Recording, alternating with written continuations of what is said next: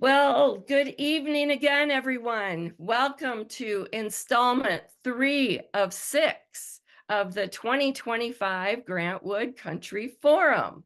My name's Elaine Mattingly, and I am so happy to be working with the Cedar Rapids Public Library, who is our host and support for this, our 5th year of doing this forum, which is a labor of love for all involved. We are all volunteers who are so excited to roll around in the art and culture and places and everything associated with Grant Wood and Grant Wood Country as our springboard to going down whatever rabbit holes we end up going down.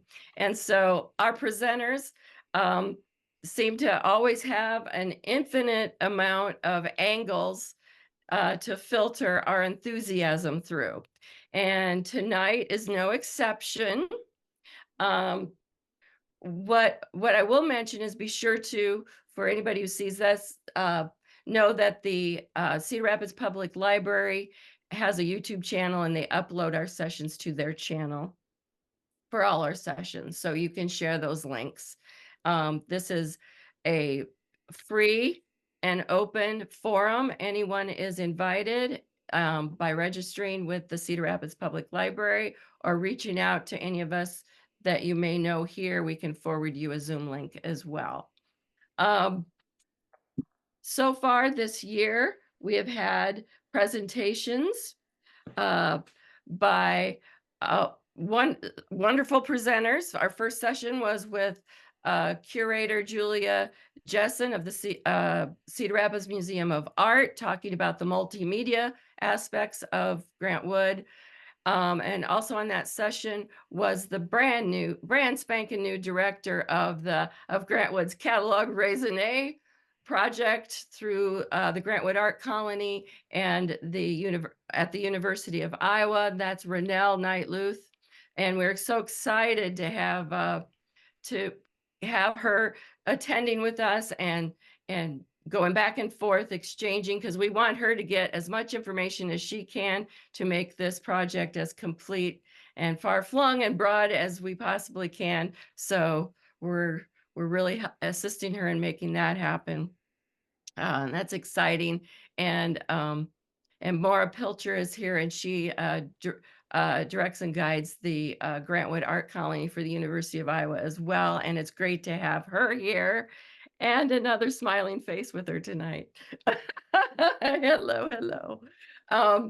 And so that was our first session. Our second session featured 2 of our great presenters who have deep and wide experience with history and writing books related to Grant Wood, and that was Barbara Feller and Paul C. Jewell.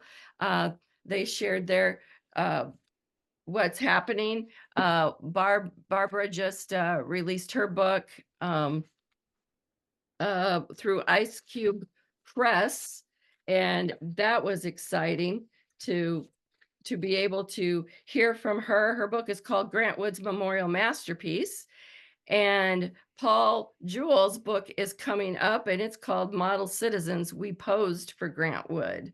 So those sessions are available now on YouTube in case you wanted to go back and you didn't remember everything that was said and want to remember more.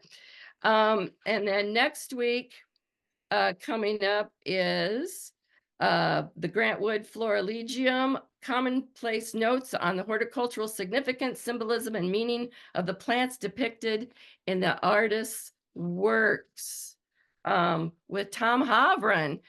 So that is exciting to look forward to. And then we'll have 2 more sessions after that with Dorothy Bunning Montgomery, speaking about her research for her next historical fiction novel, The Stone City Author. And then we'll wrap up on Grant Wood's birthday and death week, which is February 11th. And that will feature Iowa Poet Laureate Vince Katera reading some of his own Grant Wood poetry and discussing his role as judge for our forum-sponsored Grant Wood Poetry Prize through the Iowa Poetry Association, which is so exciting. He'll be doing that again for us this next year. And on that celebration final session will be Joe Coffey coming back to help us literally engage all things Grant Wood with Small Treasures, The Joy of Collecting Grant Wood Ephemera. I love that book. Why don't we all just do poems called ephemera for that? I don't know. That's a great poetic word. So that's what's coming up. That's what has been. And I invite you to go back to the original email that I sent if you would like some inspirations related to some artworks or some poets that I've gathered that I think resonate with this year's forum. Those are all included in that email, or if you want it sent to you again, I can certainly send that to you. So if there's any announcements that people would like to make before we get started with Joe's session, I would love to be able to say those to the group, because last week we found, I want to thank Audrey Mueller for mentioning that Marvin Cohn's exhibition of his work opened at the Figge this last weekend.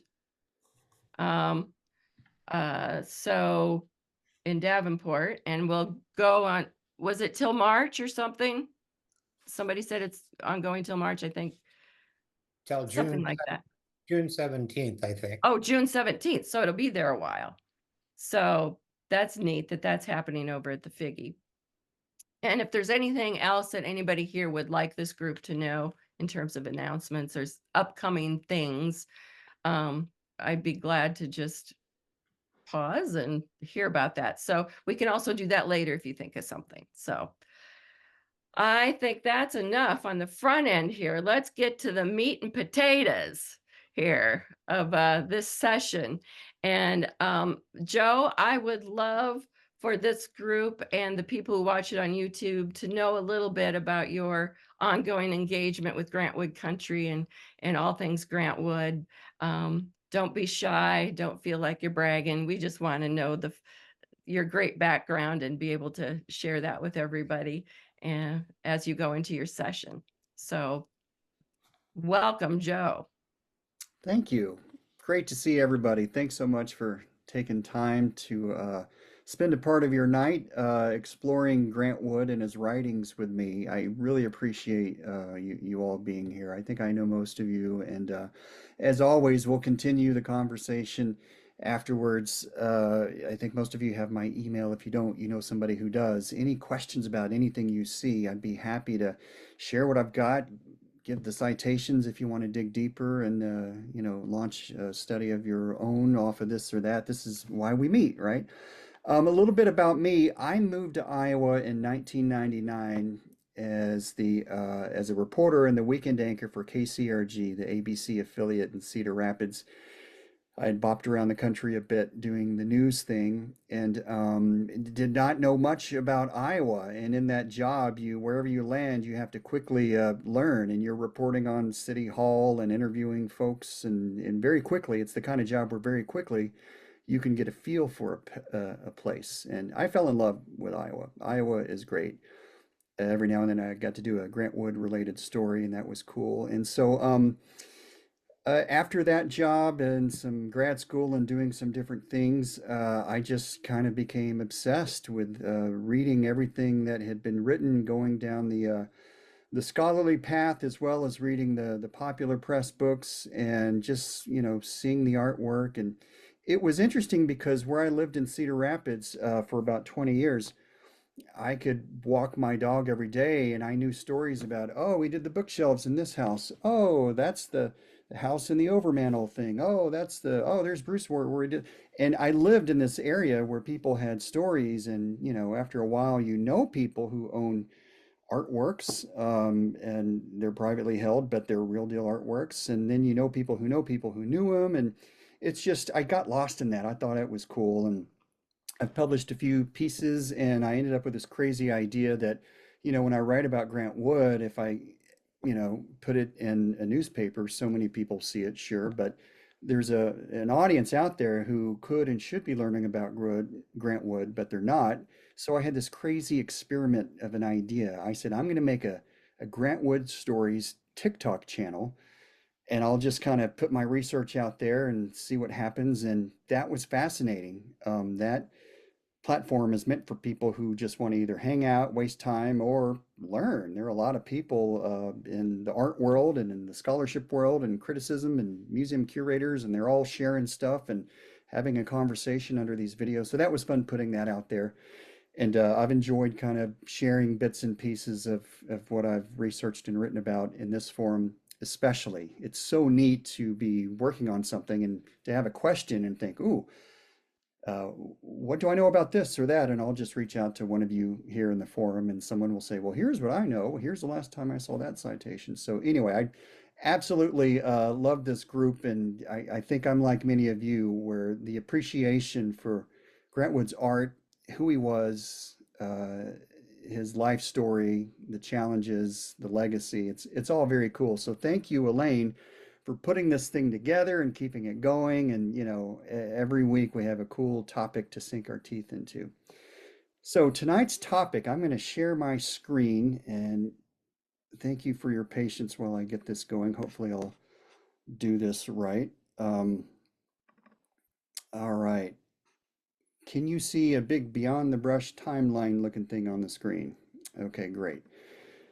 I'm using a different software, so thanks in advance for your patience. This thing is tricky. I actually had a little late stage accident where this isn't PowerPoint, it's called Prezi, and you put your stuff all over this timeline and it zooms in and out. It's really cool, but if you have too many things highlighted to move at once, and if you bump it the wrong way, all of your stuff gets whacked. So we can look forward to some comedic moments where I go to a slide and nothing is there. That's going to happen tonight because it's a little out of whack. But anyway, thanks for your patience on that. I'm just going to dig right into it. Let's begin our look into Grant Wood the writer with a few specific moments in time. Here's the first scene. American Gothic won a prize at the Art Institute in 1930. By early 1931, the painting had been reproduced in newspapers and an art journal. Critics were saying good things. The American Magazine of Art summarized it this way. Critics hailed him as a distinct addition to the rather slender colony of American artists untouched by foreign influence. Common folks were thinking the painting is great, or they didn't like it, or they didn't get it, but it was generating attention for Wood, Cedar Rapids, Iowa, and the Middle West. The local paper, the Cedar Rapids Gazette and Republican, ran a full-page tribute on January 25th, 1931.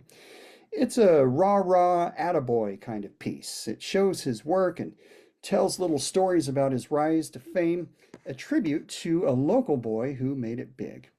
A few weeks later, on February 11th, they run another piece, another rah-rah attaboy piece. This time, it's a roundup of praise and tributes to Wood, little snippets from a who's who of local nearby notables, like Colonel Charles B. Robin, a Cedar Rapids judge who had become Assistant Secretary of War under Calvin Coolidge, David Turner, the funeral home owner and businessman and Wood's main benefactor, Washington High School's principal, Malcolm S. Hallman, poet, insurance man, and hometown friend to all, J. Sigmund. McKinley Junior High principal, Francis Prescott, chimed in as well. There were several more. You would know all the names in this, and these little notes of tribute are very endearing. But I found this interesting. Don Farren weighed in with a little accolade. He was a writer, poet, playwright, and a champion of the arts in Iowa. He was kind of well known, actually. This is what he wrote. Lots of people know or suspect there's a circus in town when they see the parade going down the street. That's why you needn't tell him now that you hear the whistle blowing, that there's a fire. He's the one who started the blaze. He whittled the kindling, he nursed the tiny flame along, and he knew what he was doing when he did it. He's the head man in the show, and his brain that put him there will keep him there. It is the intellect back of the brushes, not merely the brushes, that has caused Grant Wood to at last put Iowa into long pants. That very night, a big bash was held in honor of Wood. It was at the Little Gallery, which was about to host a celebratory Wood exhibit featuring American Gothic itself. The Little Gallery's new location on First Avenue near Wood's studio would open later that year, so we know this event took place at the 318 3rd Street Southeast location. The paper said 600 people showed up. At the event, Ed Rowan, director of the Little Gallery, who would later help run the Public Works of Art project, talked up Wood and waxed poetic about his work in putting the Middle West on the map, how he created an art consciousness in the city while destroying an inferiority complex that hindered other artists in the state. And get this, he also said Mr. Wood's influence extends even into the realm of literature. So basically, Farren and Rowan were saying, hey, this isn't some mere painter of fine paintings. This isn't just a technique guy. They're saying Grant Wood is a man of intellect, using his brain to express himself in clever ways, and he's one heck of a writer. I want that notion to set the table for our examination of Grant Wood, the writer, tonight. Writing is like painting. There's connotation and denotation. Words are like colors and shapes. You can show something directly. You can let meaning take shape just beneath the surface, suggesting what seems obvious while leaving room for other interpretations. Grant Wood did this with his art, and I'm excited to show you how he did this with his writing, an art form he was better at than you may have realized. I think his ability to write says a lot about his approach to art. There's an evolution, though. His earliest stuff shows that he is indeed still learning. In this presentation, we'll be gliding over a timeline of things Grant Wood wrote that were published. These include articles, column bits, letters to editors of newspapers and magazines, academic articles and pamphlets, a book review in a literary magazine, and a response to a book review. Time is limited, though, so tonight I want to focus on three things. One, the different voices he honed in his newspaper writing.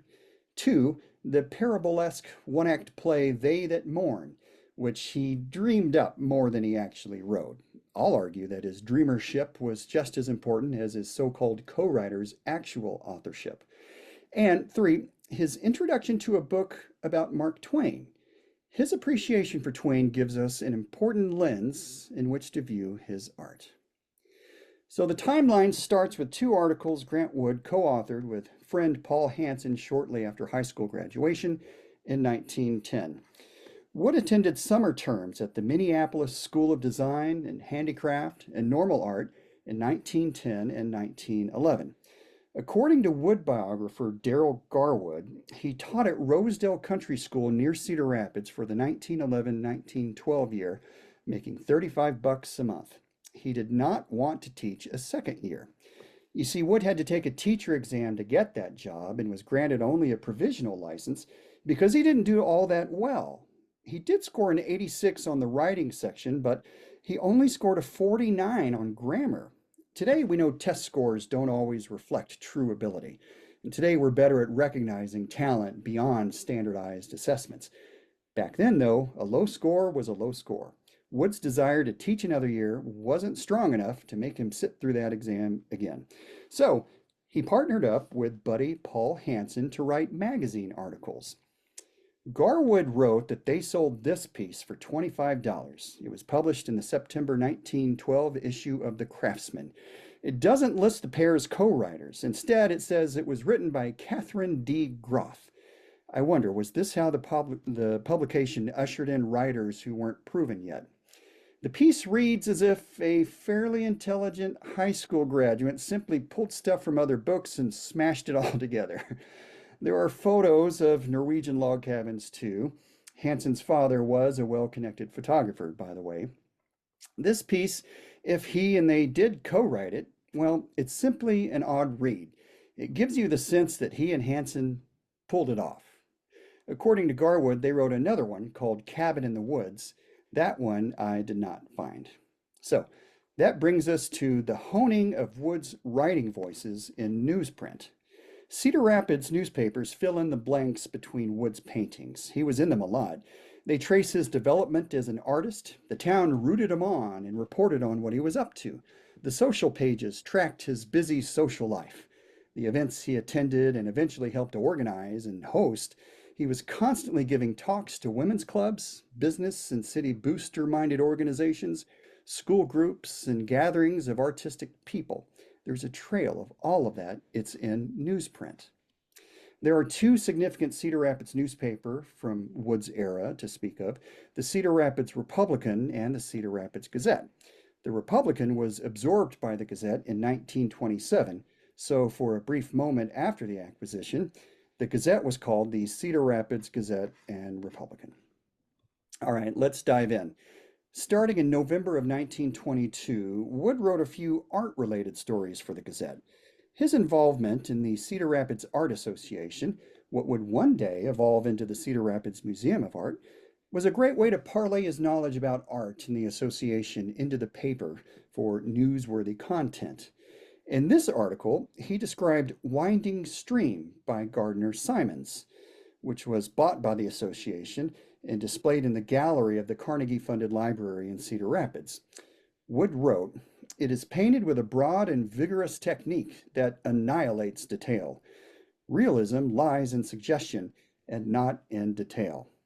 The CRMA still has this painting. I'm pretty sure they did a post on it on Instagram last year, I believe.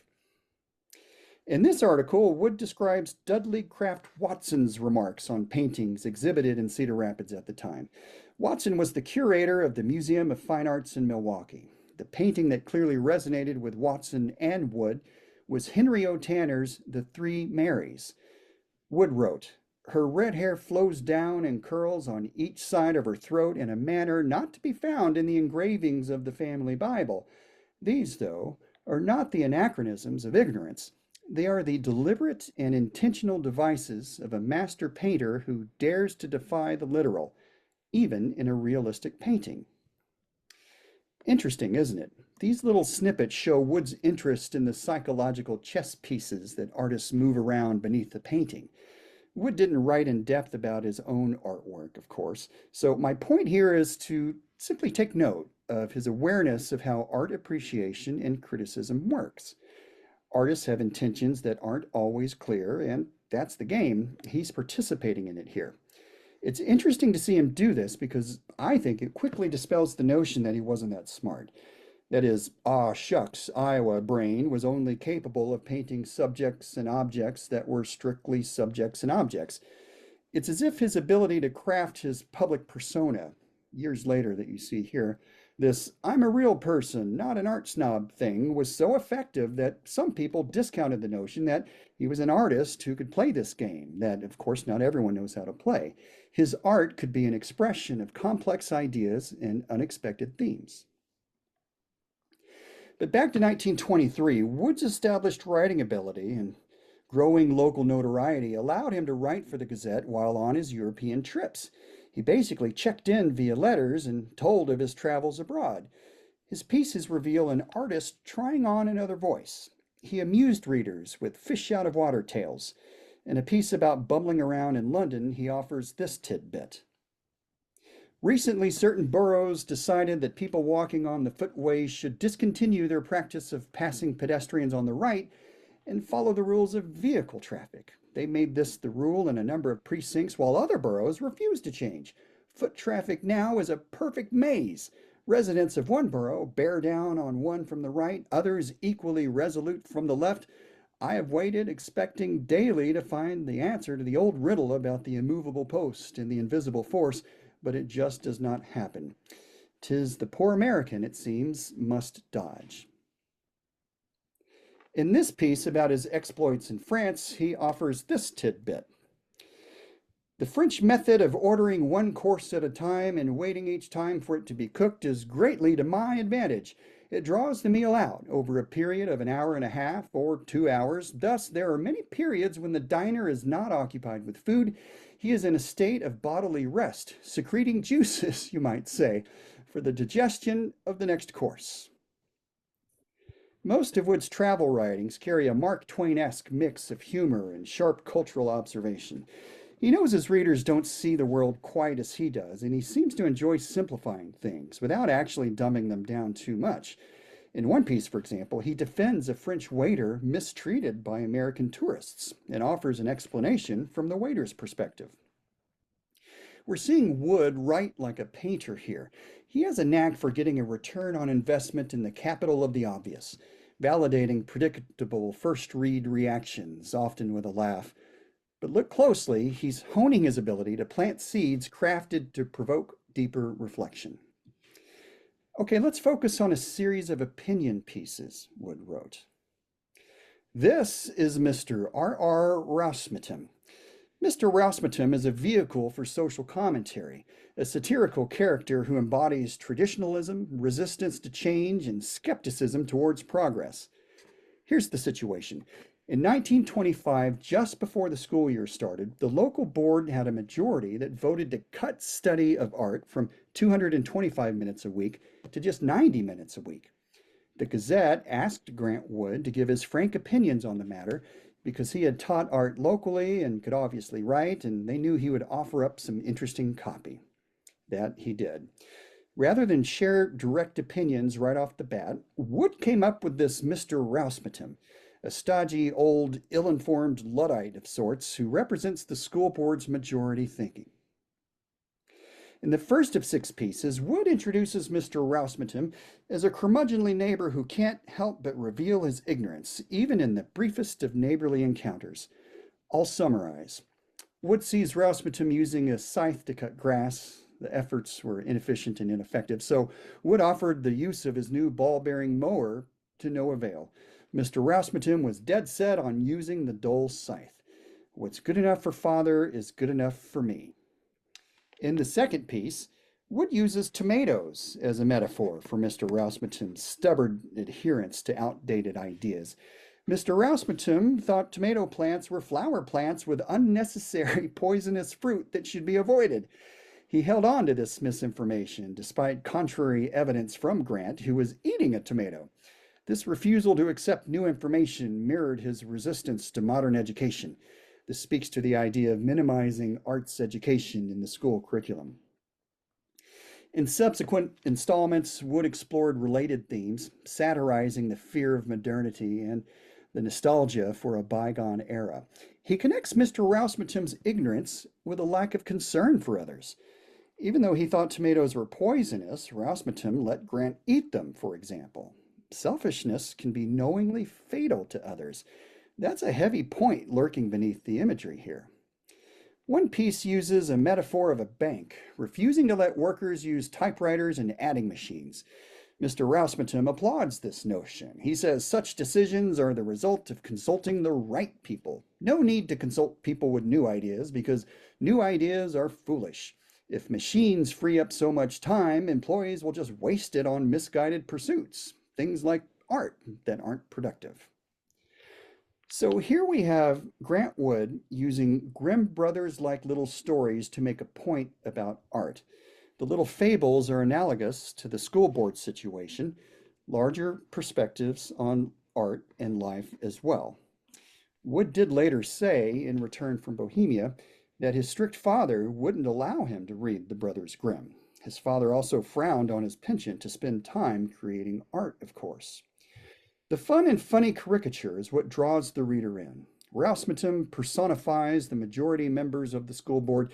Now you can tell which side Wood is on, but the made-up character and the fable-esque scenarios give him cover, so to speak. For these first 5 installments, this was not Wood on a high horse, talking down in a matter that belittles anyone who disagrees. Wood's Rousmatum character is someone you could have sympathy for. Rousmatum is a comic foil who is unaware of his self-imposed limitations. Look at this. Interestingly enough, the last installment of the series of editorial expressions is Grant Wood writing as Grant Wood. That's right, the gloves come off here and he shoots straight. He explains why he used Mr. Rousmatum to make his point, and he argues that the school board was wrong to cut weekly time spent on the arts, even though he agreed that 225 minutes a week was probably too much. The last installment you see here is fairly long. Wood goes into specifics about the evolution of the length of the school day and the classroom's shift from farm kids to city kids. He gets into man's opposable thumbs developing the human brain and its need for art. He explains standardized testing and how the schools in Cedar Rapids fare against each other. He also rounds off some corners in an attempt to not make his points too harsh, which I find interesting. If I'm being honest, this big closer piece is effective for anyone willing to put the effort into reading it carefully. I give him a gold star for the research effort too, but I don't know how persuasive this last piece is. Something tells me Wood looked back on the experience, and maybe he wondered if this big explainer piece at the end worked. Wasn't it more interesting to speak in fables through a caricature, to plant little clues, to provoke and be coy? Having a final say by literally having an explicit final say is something we'll never see him do again. Final thought on this, I do wonder what Wood would have thought about having schools and an education agency named after him. Let's talk about Grant Wood's writing contributions to the Cedar Rapids Republican. It was a local booster paper, unlike the simple buy local kind of sentiment you hear today that can spur local economic development. Back then, there was a lot of big organized activity aimed at growing the entire city altogether. Think of the Chamber of Commerce on steroids. Local businesses got fluffball write-ups full of hyperbole in this paper. Journalistic standards weren't exactly a North Star. The Republican read like it was for local business insiders, because it was. The social pages were a bit more rarefied and discerning, with far more social happenings tied to the Cedar Rapids Country Club than you'd ever see in the Gazette. The editorial page featured something called the Hellbox in the far right column.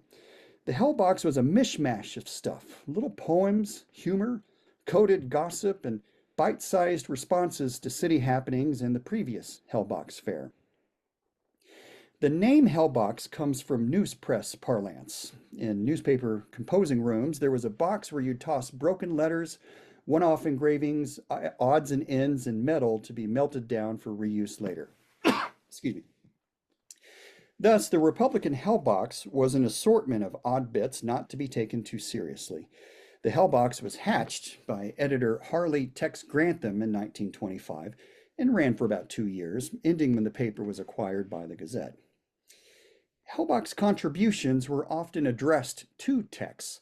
Hellbox contributors used fake names, which were sometimes funny, like The Local Express, Nom de Plume, Venus, Sandburrs, Hose Anna, Win A Chic. Hellbox contributors were referred to as sharpshooters and seers and sneerers. Many of the Hellbox column bits read like public dispatches coded for people in the know.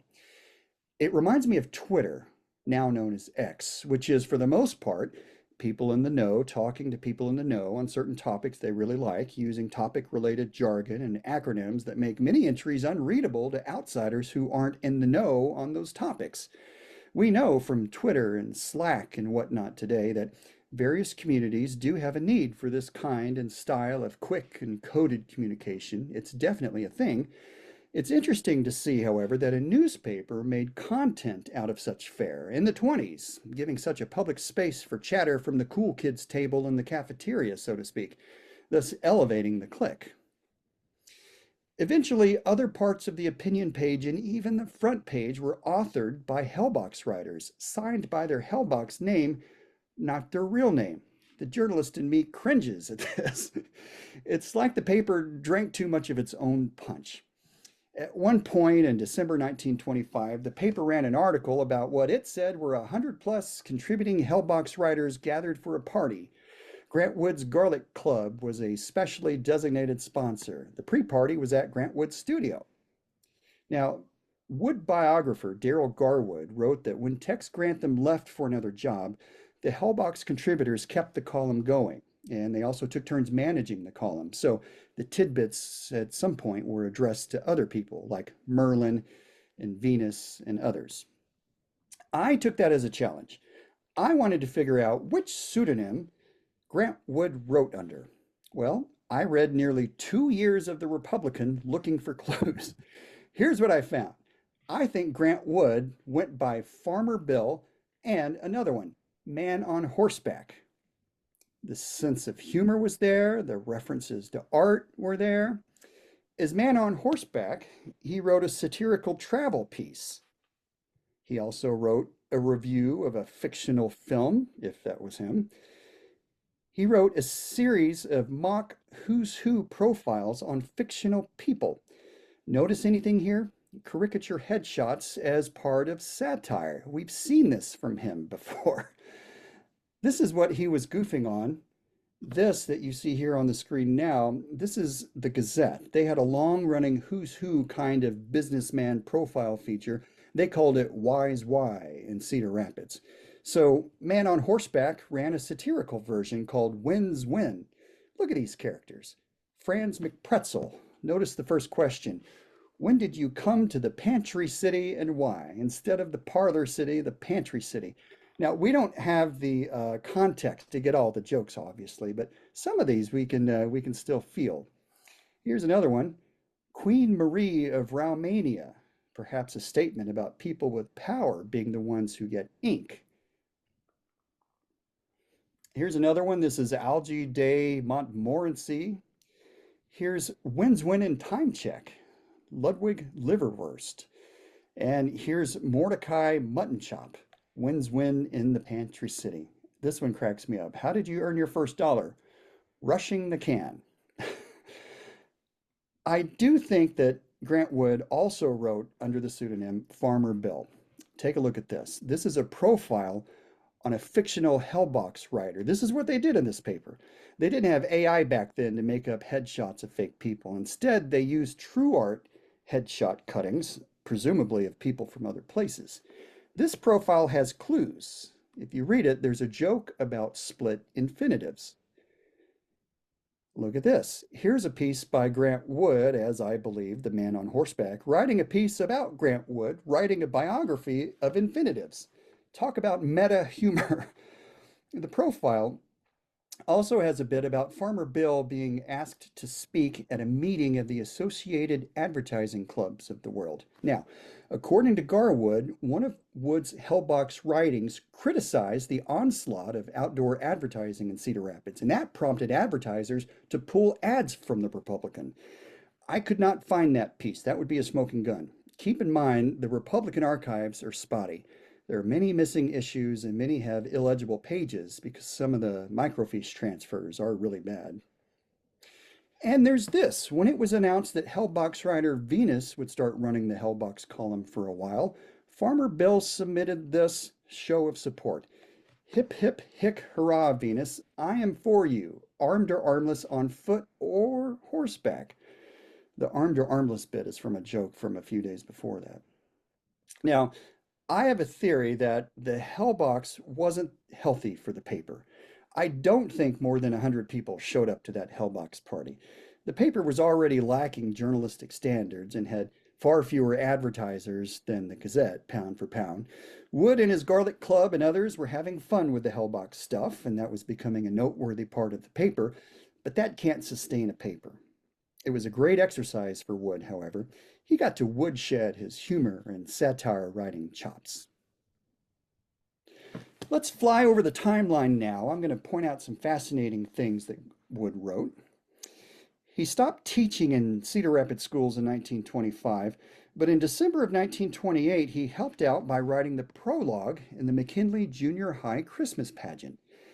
It was well done. They printed it in this article. He summarized the significance of the Christmas story for the program of that event.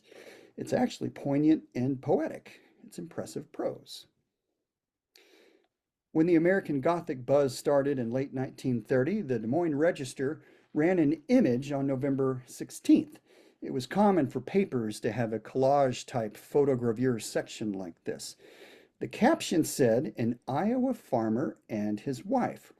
This prompted the famous letter to the editor from a lady who said, "That woman's face could sour milk." The painting was creating quite a buzz. So the paper ran a photo of it again a few weeks later, along with Grant Wood's own letter to the editor. He wrote to say, "That's not the title of the painting. he sent the editor a clipping from Art Digest that got the title right. Interesting move. He explains the painting just a bit, but he doesn't correct the notion that Nan is the farmer's daughter or wife. He famously explained the painting differently to different audiences, as you know, giving people more ammo to argue about it. I love what he wrote here. It was my intention later to do a Mission Bungalow painting as a companion piece with Mission Bungalow types standing in front of it. The accent then, of course, would be put on the horizontal instead of the vertical. The people in American Gothic are not farmers, but are small town, as the shirt on the man dictates. They are American, however, and it is unfair to localize them to Iowa. He's putting flack up all over the place, isn't he? Of course, all this discussion, pro and con, is flattering, as it indicates an interest in what I'm doing. Interestingly enough, several Wood supporters from Cedar Rapids, Francis Prescott, Arnold Pyle, and others, have letters to the editor on the same page. I sense a concerted campaign to show support as the painting's controversy was bubbling up.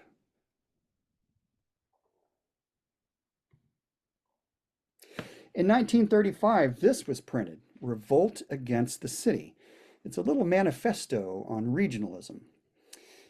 It is believed that Frank Luther Mott, a friend and academic at the U of I, wrote most of this, if not all of it, although the ideas were certainly important to Wood and right in his wheelhouse, as he had found his visual voice while focusing on local subject matter that proved American themes outside of the intellectual East Coast were indeed worthy of artistic expression. Wood started teaching at the U of I in the fall of '34, so this kind of writing was now an expectation and a way to tamp down criticisms from peers who didn't think he belonged there. The Writer and the Painter was published the same year. This was a little essay in a literary magazine published in Iowa City. It's an interesting read, though a bit all over the place. Wood examines the creative connections between visual artists and writers, arguing that both literature and painting should be reactions to real-life experiences. This bit is on theme for our discussion. Okay, and this is where my slides got off. Bear with me. He wrote, or was it over here? Ugh. Anyway, he wrote, I like to think that literature and painting are very close in America today, that the painter and writer are both seeking to deal with real life and to see below the surface of that life, and that they are both striving for that self-honesty, which is at the basis of the best art. And the only real test of what is writing and what is painting lies in considering which is the more concise, more accurate medium for the expression of that idea. No, there it is. Now, earlier that year, Wood wrote a terse letter to the editor of Time magazine. He was responding to a bit the magazine included recently about the red flannels hubbub that stirred up, after he put out an ad to find a pair so he could use them in a painting. He takes Time to task for misinformation they printed that seemed to paint Iowa as podunk.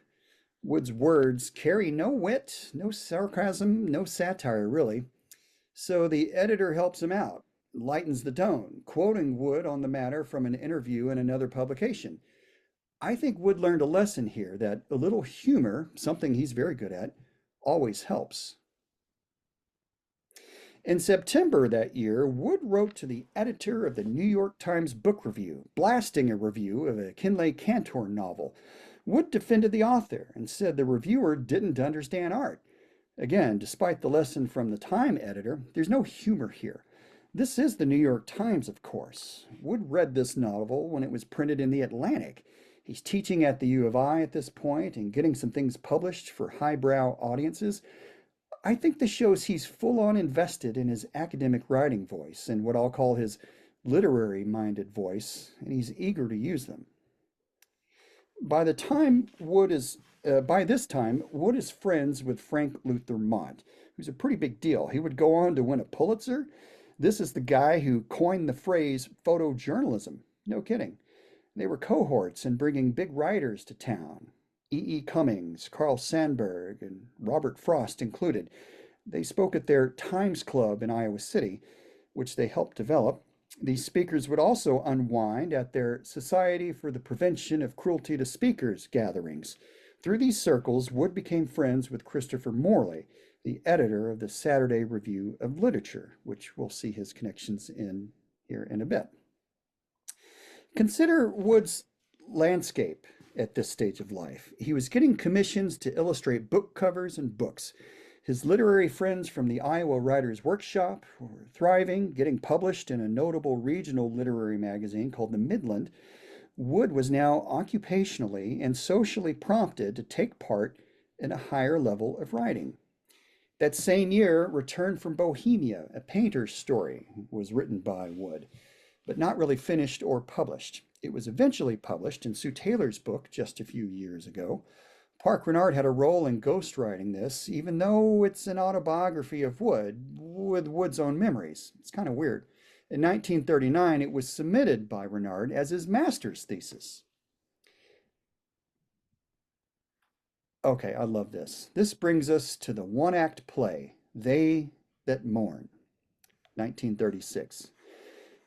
This is not aimed at academia. If anything, it's more of a Mark Twain-like quick story. It's a comedy drama billed as co-written by Grant Wood and Jewel Bothwell Tull.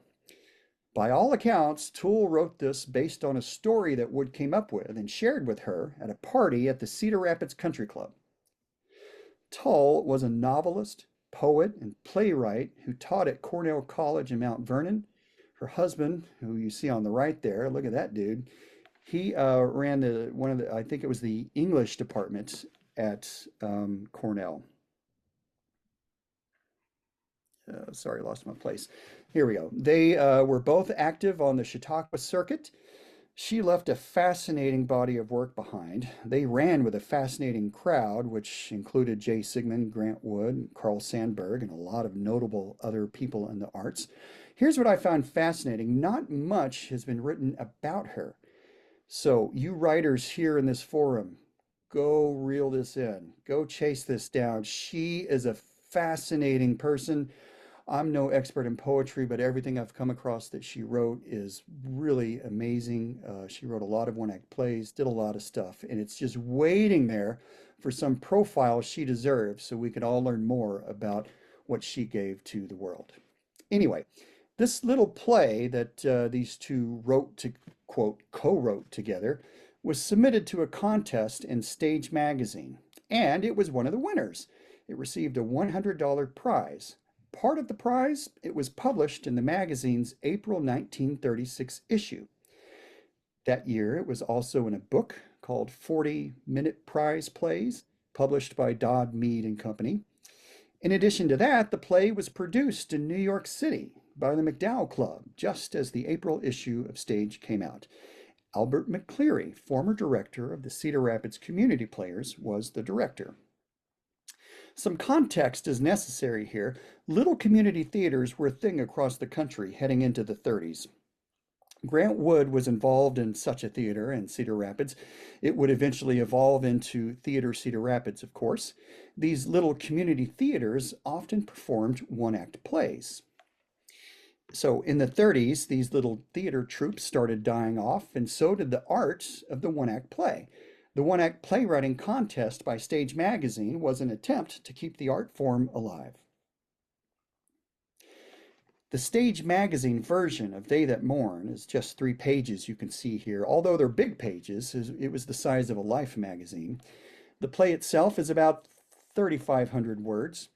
And get this, the magazine publisher commissioned thematic artwork by Lind Ward, a novelist and artist who today is considered one of the fathers of the graphic novel. Ward did a lot of woodblock engraving. To me, his work is a cross between Rockwell Kent and Thomas Hart Benton. Interestingly enough, he didn't like the regionalism label. Later on, he would compare it to Hitler's penchant for German nationalist art. So here we have a play conjured up by artist Grant Wood and illustrated by another artist. There's so much to look at and think about when you read the play and then study Ward's art. I would love to know what Wood thought about Ward's art for his play. I looked and looked, didn't find anything. So instead of summarizing this play for you, which I'm sure you're waiting for me to do, I'm going to do you one better. This is a little bit different, but I think this group will appreciate this. I've been inspired by Elaine, and I think this is right in line with what we do here. Instead of summarizing the play for you, I've written what I believe the short conversation at the Cedar Rapids Country Club sounded like when Grant Wood shared his idea for a one-act play with Jewel Bothwell Tull. From one artist and writer to another, both adept at storytelling in different ways. You ready? Bear with me. Here we go. Here is the conversation between Grant Wood and Jewel Bothwell Tull. Setting: a lively party in 1935 at the Cedar Rapids Country Club. A drawing room just off the big ballroom. Murmurs of conversation and the clinking of glasses fill the background. Grant Wood is dressed just a bit more fanciful than usual, and he's standing near a side table, a small plate of hors d'oeuvres in one hand. Jewel Bothwell Tull approaches, curious about what Wood has been working on lately. They strike up a conversation. Wood, gesturing with his free hand. You know, Jewel, I've been working on an idea for a short play. You should write it. Just a simple couple of scenes, really. I don't know how to write a play. Tull, I'm listening. Wood, it's a moment of small town life here in Iowa. The audience will relate. Time-wise, this is maybe a generation ago. I find myself gravitating toward that kind of setting, you know. I think audiences believe things were less complicated back then. Tull leans in with interest. Oh, I like the sound of that already. What kind of story are you thinking? Wood, well, it starts with a funeral. I know, that sounds grim, but stick with me. The funeral is for a woman, someone who is well known in her little community. She was the type who gave everything to the people around her, or so it seemed. But now she's gone, and everyone is making sense of the moment and feeling sorry for her husband. Tull, nodding. A funeral's a good place to start, Grant. It brings out reflections, memories. What else? Wood, pausing, thoughtful. I want the focus to be on her husband. He's this gentle, awkward man. Not a bad man, but the kind who never quite grew up all the way. She did everything for him, kept him grounded, gave him purpose, nitpicked, really, in a well-meaning way. And now she's gone, and he's just adrift. People are heading to the funeral and wondering if he'll manage it all without her. They'll think it's sad that she went instead of him. But here's the heart of it. It's not just about mourning her. It's about him realizing he's got to go find his own way forward. Tull. So it's as much about his journey as it is about remembering her. I like that. What's this husband like exactly? Wood. Well, he's a dreamer, always tinkering with little projects. He's kind of childlike. He wants a bicycle. He's the kind of man who doesn't fit into the hardworking, practical mold of the people around him. The town folks see him as helpless without her. But he has his own kind of dignity. I want people to feel for him, but also maybe laugh at the little quirks. Tull, grinning. Sounds like a character people will recognize. And the wife? What was she like? Wood. Oh, she's the opposite. Grounded, dependable, a churchgoer, someone who did things for others and didn't appear to leave much room for herself. They loved each other, but their relationship wasn't what you'd call equal. She took care of him, and he let her. Tull, tilting her head. That's interesting, Grant. It's not a tidy marriage, then. Wood. No, not at all. That's the point, really. People talk about her like she was a saint, and maybe she was, but I want to hint that there's more to it. Maybe she took care of him in a way that didn't leave him freedom to grow. Maybe she knows that deep down, so there's a tension there. Tull. So the play is about how people define each other in relationships, even when it's messy. That's good. What happens at the end? Does he find his way? Wood, smiling faintly. We see that he's excited to try. That's the beauty of it. Her death isn't absolutely devastating, but it isn't resolution either. We don't need him to become a whole new person. We're curious about how he'll get on. I think the audience will be paying attention to his words and actions in the play, trying to decipher what direction he's headed. He picks up a flower. This is a big thing at the end. He picks up a flower at the funeral, and he puts it in his jacket buttonhole, like he's carrying a piece of her with him. I love using flowers, by the way. Very specific flowers have very specific symbolisms, you know. And then, this is important, we find a way to show the audience that he's thinking about getting a bicycle. Or is that showing the cards too much? Tull, nodding thoughtfully. I see what you're saying. It's not about a loss too big to mourn, even though the town thinks it is. For him, it's sad, of course, but it's also about him finding what's next. Wood, exactly. He's too old to stay stuck in the moment. It's not appropriate to show that, though. What is virtue exactly? What is this man's true identity, and why doesn't the world care if they really do care about him? Tull, pausing, then smiling. Grant, I think you've got something here. The funeral, the husband, the bicycle, it's all there. Let me take this and see what I can do with it. Wood, relieved. I was hoping you'd say that. They clink glasses in an unspoken agreement, and the conversation shifts as Jewel floats to a nearby friend who starts up another social conversation. Grant watches her go. He has a faint, satisfied smile on his face. There you have it. I personally believe They That Mourn tells us a lot about Grant Wood's life and worldview. Perhaps his situation in that moment. He was married at that time, you know. His struggles with identity, societal expectations, and all the rules of small town life. On the surface, the play deals with loss and resilience. Beneath the surface is the search for meaning. Now, the last third of this. Most of the rest of his writing is of the literati and academic-minded mold. Rural Influence in Contemporary American Art. This is something that was published. It was in an academic journal called Rural America. I was not able to find that, by the way. In 1937, he had a book review published in the Saturday Review of Literature. He reviewed a book by his buddy Thomas Hart Benton, An Artist in America. Wood praises Benton's autobiography for its vivid portrayal of American life, its critique of artistic elitism, and its celebration of art rooted in the experiences of ordinary people. Wood's literary voice is a bit more refined here. Look at this. Art in the Daily Life of the Child is an academic-minded essay he had published in 1939. This was in a long-running pamphlet series called Child Welfare Pamphlets. In it, Wood advocates for nurturing children's natural creativity through art as a means of enriching their personalities, fostering emotional well-being, and promoting a fuller engagement with everyday life. It may not bring anything to the table, one might assume, on the topic, but I said that wrong. It may not bring anything to the table one is already assuming to the topic, but it's nice to see Wood writing about education from his experience and from the heart. This is a different approach than the one he used in the 6th installment following his Rossmantom writings. Then there's this, John Stuart Curry in the Midwest. The Dim Courier is what put this out. It's a short article in an advertising pamphlet distributed by the Dimco Library Supplies Company of Madison.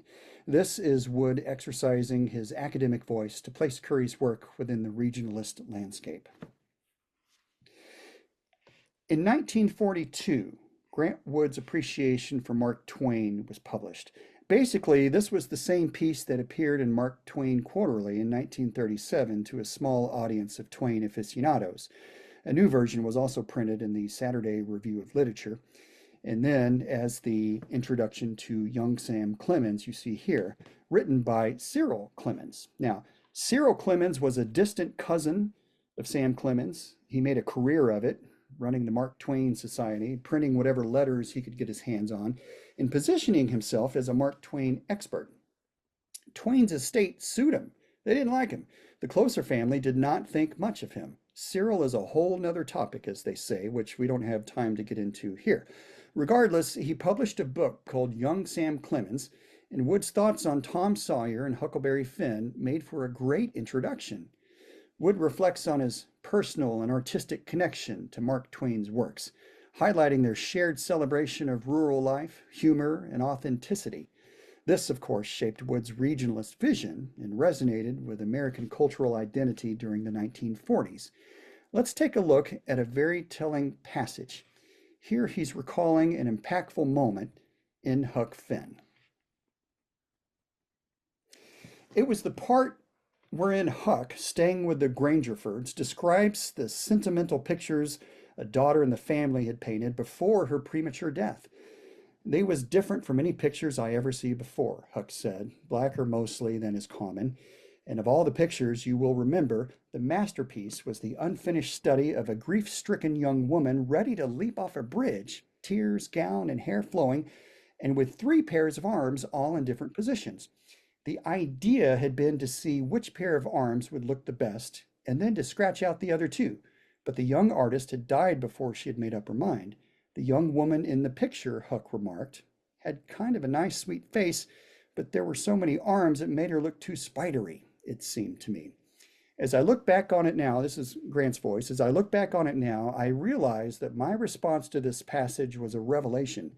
Having been born into a world of Victorian standards, I had accepted and admired the ornate, the lugubrious, I don't even know this word, the lugubrious and the excessively sentimental naturally and without question. And this was my first intimation that there was something ridiculous about sentimentality. This offers a fitting conclusion to an examination of Grant Wood as a writer. Wood's appreciation of Twain's ability to layer meaning beneath seemingly simple narratives mirrors his own artistic philosophy. There's a passage in this piece, in this introduction, where Wood describes how Twain's lack of detailed character descriptions actually enhanced their universality. We see his understanding of strategic simplicity, a technique he mastered in his own paintings. I love his reflection on the Grangerford daughter's sentimental artwork as his first recognition of, quote, something ridiculous about sentimentality. There's a lot to think about there. He's giving us permission to explore the penchant for easy reads and deeper reads in literature and art, and then explore our authority or resistance to do so. Whether in paint or prose, or his prose about his appreciation of paint and prose, Wood demonstrated that apparent simplicity could carry profound meaning, making him a more complex figure than many of his critics suggested. His literary sensibilities clearly aligned with his visual ones, both centered on finding deeper truth beneath the surface. And there you have it. Love seeing the claps. Thank you so much. You're very kind. Yeah, thank you so much, Joe. Boy, woo! That was jam-packed, and we know there's so much you didn't include, right? Oh, yeah, there's a lot on the cutting room floor for sure. Yeah. That's just great. So, does anybody have questions or comments or connections, observations? I know, Joe, we've kind of discussed They That Mourn, and I'm 100% in agreement with you. I think it's profoundly autobiographical. I think if you haven't read it, you should. I think it's a great bookend to Return from Bohemia, which is almost elegiac and fictional. It reads that way to me anyway. But I wanted to ask you, has it ever been performed? Do you know? Yeah, it was performed in New York, and I did see a few references to it being performed in Cedar Rapids shortly after it was written. If you've ever looked for it before, you may know that in Barbara Haskell's recent compilation tied to a big exhibit, it's printed. It's like a photo, but they only show 2 of the pages, and they don't show the 3rd one. So if you want to save yourself the time digging, just reach out to me. I'd be happy to send it to you or even text it to you. It's very small.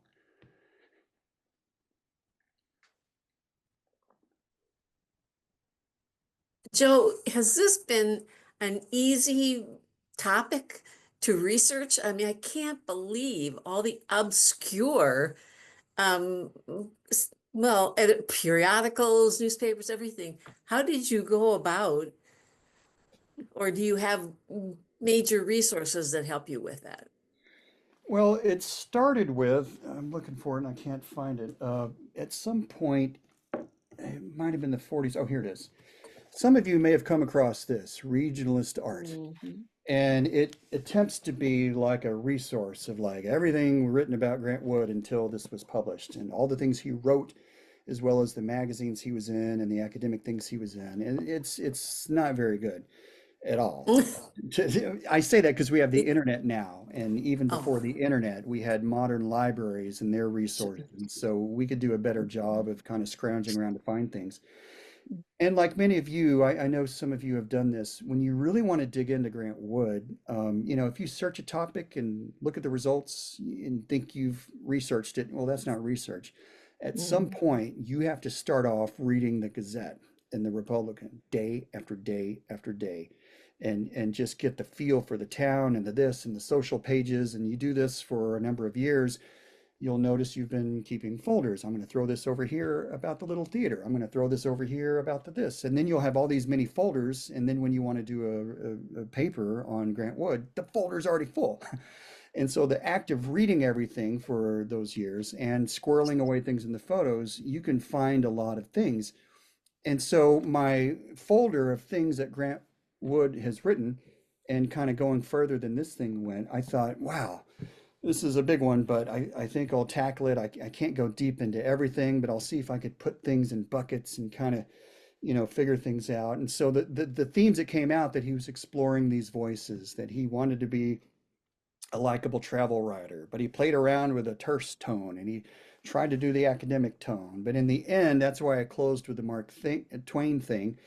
I think there's something about, yeah, he tried those other things. He was in a situation where he needed to do those other things, but he was at his best when he wrote like he painted, when there were simple things he could put out for everyone to nod and laugh at, but then really there's deeper meaning, and then we could all argue about what is the meaning. And I really think he enjoyed not explaining the full meaning. Just like his paintings. There's so much behind the simplicity of them. They're wonderful. Thank you.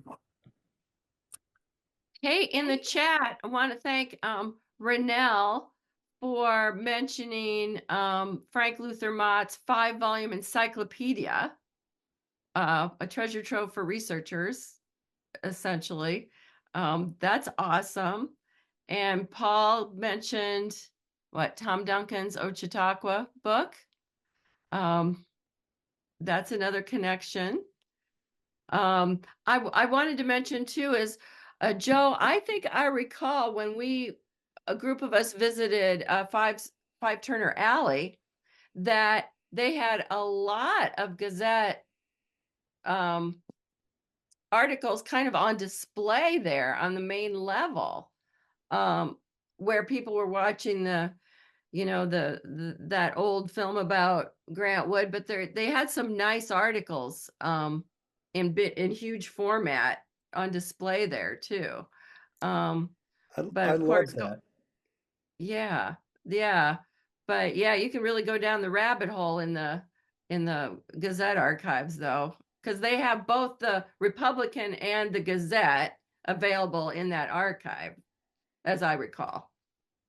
I think as writers and researchers, we're limited by what newspapers.com and newspaperarchives.com have. They share a database, and the microfiche transfers of the Republican are terrible. It's like they paid an intern some peanuts and they moved the thing off the screen too fast. A lot of them are blurry, and you can't read anything. There are gaps in the days. And so anytime I come across a scrapbook, or like at the Masonic Library, they have a folder on Grant Wood, and it's got some clippings in there that you don't see in some of the, search engines. And so, yeah, anytime I see a museum or come across a researcher who wants to share their clippings folder, that's always interesting, because sometimes newspapers had one-off printings about a big party that happened or a big booster event, and Grant Wood did the art for it. And those things don't really show up in those newspaper archives online. So yeah, I love the clippings. It's always interesting and insightful.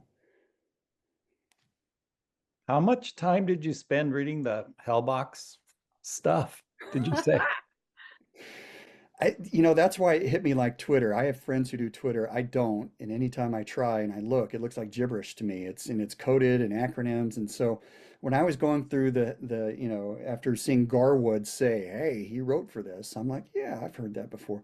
So there are about 2 years worth of Republicans with a lot of gaps. And, at first I was just reading the Hellbox, and then I backed up and started over. I'm like, I need to read this paper from front to back. It's just, there's no time in the world, no deadline really. And so over the years, I've been doing that and jotting down notes. It's fascinating how poorly written that paper was by journalistic standards. but how rah rah, let's go Cedar Rapids, and this tone of we can do it, we're going to be a great city, and here's a fluff piece on Smulikovs, here's a fluff piece on that, and everything is so great, you know. But they also had some advertisements with some, you know, some Carnival Barker type headlines, and anything with salacious details would get more ink on the front page. It kind of reminded me of Fox News, really, but without without you know, the TV. It was just they were giving people what they thought they wanted, and you could see when they would try to make money any way they could just by making this what people would want to watch. Well, the characters and the pseudonyms, it's just to me, it reads like a Wes Anderson film or a Coen Brothers thing. Like it should be compiled and pitched as a movie. There you go. Well, I was struck too, Joe, by oh, I just thought the thought just went out of my head. Somebody else talk. Never mind. I got distracted. Joe, are you going to put something together? Are you writing some kind of compilation of all this wonderful research? Oh, thank Just you. That's such a nice question. It shows me that there are people interested in digging a little deeper into what hit the cutting room floor. I do appreciate Mhm. that. I've thought about putting all the little various things I've done on wood into a Mhm. book, and all of those various things being different chapters that kind of paint pictures and give context, and there are some dots that connect. And when I was going through this one, I thought, well, you know, if there was something to be written, this could, you know, appease some of the people who really want to roll up their sleeves. And, you know, some of the things I've had published before I could rewrite and go longer with. They're kind of fun, and they're more interesting.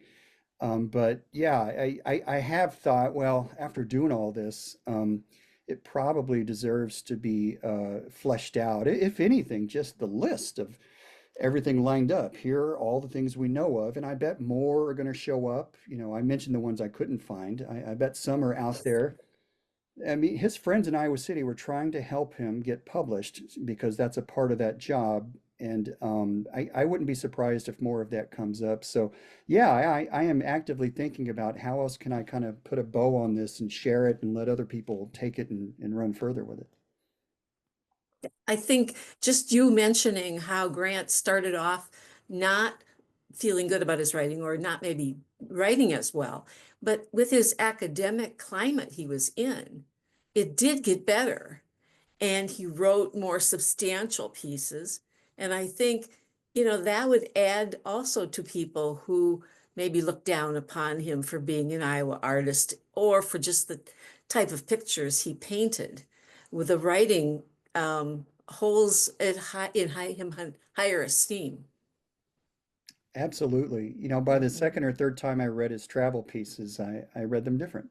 Because my first take was just kind of, hey, observations. Oh, this is fun. I'm in Europe. Woo. But as I reread them and kind of looked for other things, I found them. I Yeah. mean, you're absolutely right. He had a writing ability, and it did get better. And you know, I was in academia for a bit, and so when I see his academic papers, they're kind of sloppy and kind of, you know, all over the place. And he clearly was not an academic. He was not that kind of a person, Mm. and I guess he was trying to be a little bit, but you could also read them and say, well, he's doing his best here, and he's talking about childhood development and the role of art, and he has a lot to say, and it may not be academic level, but he's got some good ideas. It was really neat to see him hone that voice, and in the end, you know, I think that stuff holds up as very interesting and ultimately true to who he was and what he was trying to do in the world. And again, he's got at least one elementary school named after him, and the entire education agency named after him. So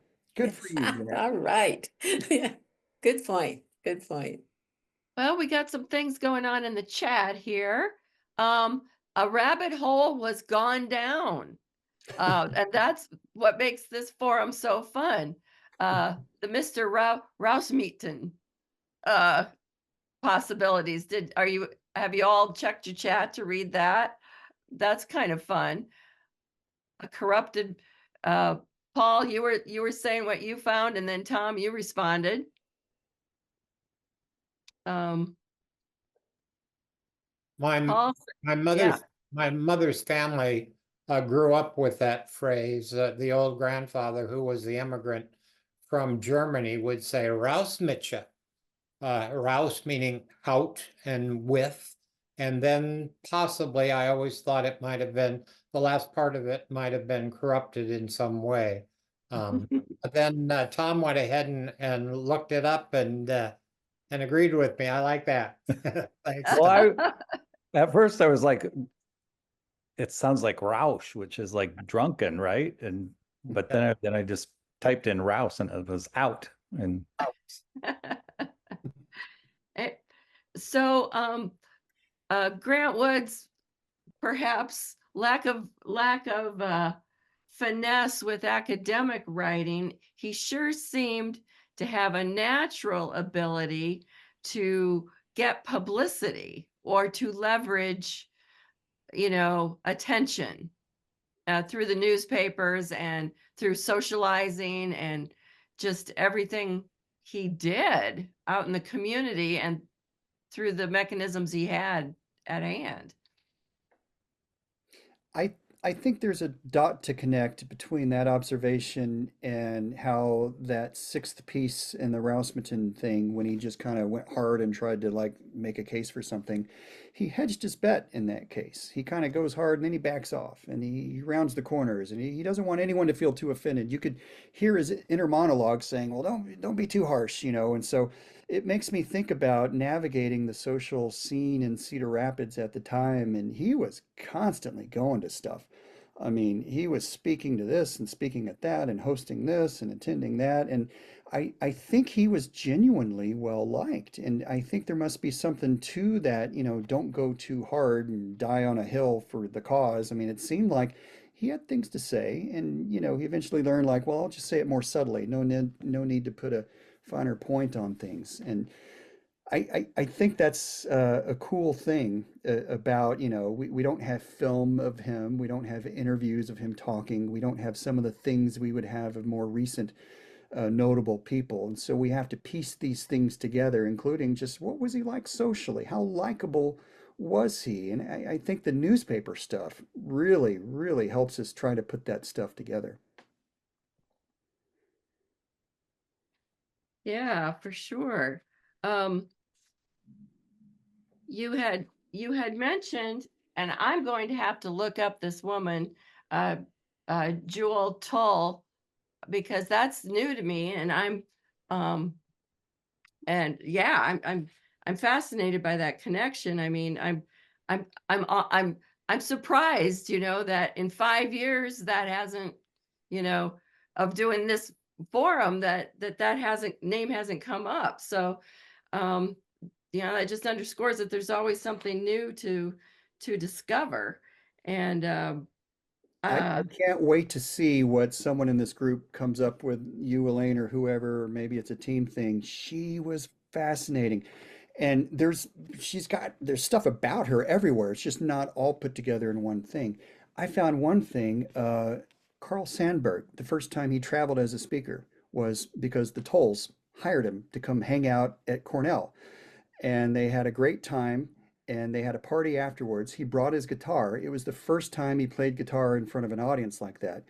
And, there's a picture of it. The Des Moines Register ran a paper and a look back piece, and they stayed up almost all night reciting poetry and sharing literary hot takes and singing songs and the crowd they ran with, the stuff like that they did. It's fascinating. And she, her husband was a heavyweight in those circles too, but she held her own and she was constantly writing stuff. She wrote one act plays for church groups, and then she'd write something a little more poignant and controversial over here, and then she'd write an article over there. She wrote children's books. Yeah, I look forward to seeing what someone from this group does because I want to learn more about her. well, speaking of poetry and music, and it's fun that you brought that up about Carl Sandburg, because I want to draw a connection between, what's happening now in Iowa City too. Things are very lively on that scene. We've been saying for several years now that poetry's having a moment, and it isn't going away either at the local, state, or national level. And I wanted to attend it and I was well aware of it, but Vince Gutera participated in a very cool event in Iowa City in November. Vince, the one where you were playing with the jazz trio. Could you Yeah. tell us a little? That was a neat event. There were 6 poets who performed their poems, our poems, with the jazz band. I don't know what else to say. I guess I'm repeating what you said. There is, Yeah. But I mean, yeah, I guess and those are the sorts of experiences where that interpretation, there's only going to be one interpretation that happened in that particular way, because that's the way jazz is. But in any event, in well, April, what's there that? was an event called Poetry Palooza in Des Moines, early April. And this is Yep. an annual event. It's just getting going. And it's kind of an updating of the Des Moines National Poetry Festival from years back. And so that's a very lively group that's putting that together. Yeah, because the Iowa Poetry Association has embraced slam poetry as well. Yes. They've broadened their they've ventured away from traditional forms and have kind of embraced that, which is wonderful to see. And I wouldn't say they ventured away from it. They're doing 2 tracks. that's you know, what I meant. I'm sorry. They broadened their. They Yeah. had a festival a couple years ago called Page and Stage. Mhm. Yeah. Yeah, cool. And but yeah. So you mentioned in the chat that you had written a Grant Wood related poem just a couple days ago. Do you want to share it? Book it Sure. with this There's group? actually, I put a link up. It's up there somewhere.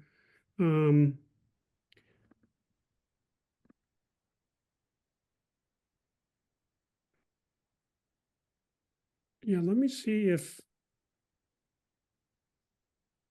oh, my computer's not cooperating. I was going to see if I could share this. It's a poem about shoot. Oh, here we go. Okay. Can I share, Elaine? Sure. Yeah.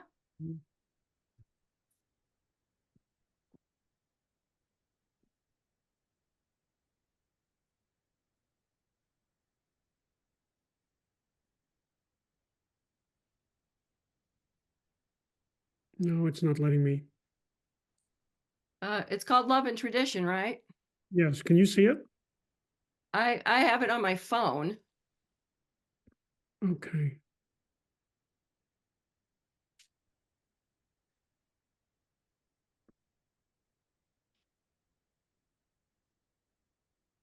And it was after Breaking the Prairie Sod, 1937 Right. artwork. Yeah, I can't, my computer won't bring it up. I don't know if you can. I'm not sure. Oh gosh. When I try to share it, it's not showing me the page that I've got up. Oh shucks. Well, we could do I can just read it. yeah, I was gonna say, yeah. If you guys want to click on the link, which is to my blog, it's the piece of the art that I'm responding to is a mural, a WPA mural that's at Iowa State, and it's called Breaking the Prairie Sod, and it's a triptych, 3 parts, but I'm dealing only with the central large image, which is an image of a man and a woman behind plow horses, and they're stopped, they're standing, and the poem goes like this: Love and tradition. Hans stands relaxed behind the orange plow, hoisting the water jug up to his lips, cool liquid sluicing lovely down his throat. Mary, poised nearby, living out her vow of standing by Hans with his sweet drink, grips his hat, loving this man as his helpmeet. The plow horses wait patiently, traces hanging to the ground. The closest one flips his head at us, curious what we're about. The land spreads behind, beautiful spaces we now inhabit. Thank you so much, Vince. That's we got some immediate Grant Wood poetic feedback from none other than Vince Gutierrez. Thank you. And thanks, Steve Feller, for sharing your screen. Appreciate that. That was very helpful. And Maura Pilcher of the Grant Wood Art Colony mentioned that there's a movie of Wood in 1939, and she put the link there. So yeah, I think some of us have seen that off and on the last few years, but I think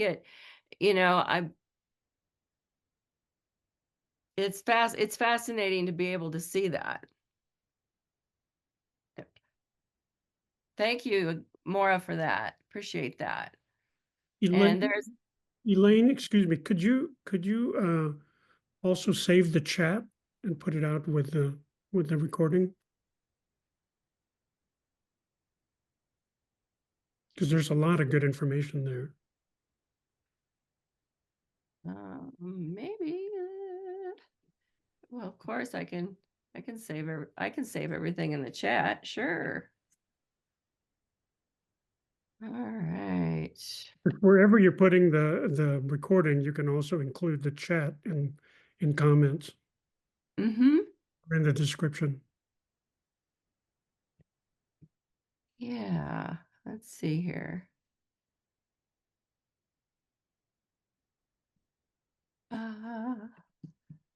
Yeah, I don't want to get off of here before I do that. I see something at the top of where the chat is. There are 3 dots, and one of them says save chat. Oh, there it goes. Thank you, Barbara. You are welcome.